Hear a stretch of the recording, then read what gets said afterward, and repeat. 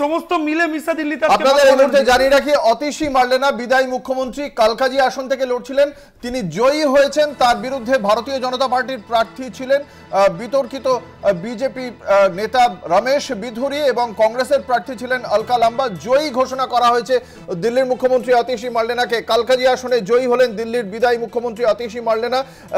আমরা দেখেছিলাম নির্বাচনের ঠিক আগে যখন নির্বাচনী প্রচার পর্ব চলছিল তখন অতীশী মার্লেনার বাবা সম্পর্কেও কিছু মন্তব্য করেছিলেন রমেশ বিধুরি। তা নিয়ে অতীশী মার্লেনা সাংবাদিক সম্মেলনে চোখের জল ফেলেছিলেন। আমরা জানি না সেই চোখের জল কতটা বড় হয়ে উঠলো, সেই দীর্ঘশ্বাস সাধারণ মানুষ বোধহয় সেটাকে ভালোভাবে নিয়েছেন, নিশ্চয়ই নেননি, নইলে এই ঘটনা হয়তো ঘটতো না।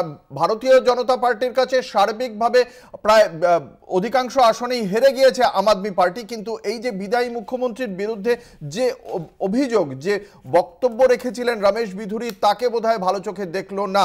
আমি আসবো আম আদমি পার্টির কাছে, নিজেদের এই হারের কারণ কিভাবে দেখছেন শুক্লা? অ্যাকচুয়ালি আমরা জনগণের রায়কেই সম্মান করি, আর এটাই শেষ নয়, এটা হয়তো শুরু। জয় পরাজয় তো চলতেই থাকবে, কিন্তু জনগণের অধিকারের জন্য আমরা কাজ করে এতদিন ছিলাম, কাজ করব, ভবিষ্যতেও কাজ করে যাব। কিন্তু আমাদের সবচেয়ে বড় কথা, আমরা হয়তো এখন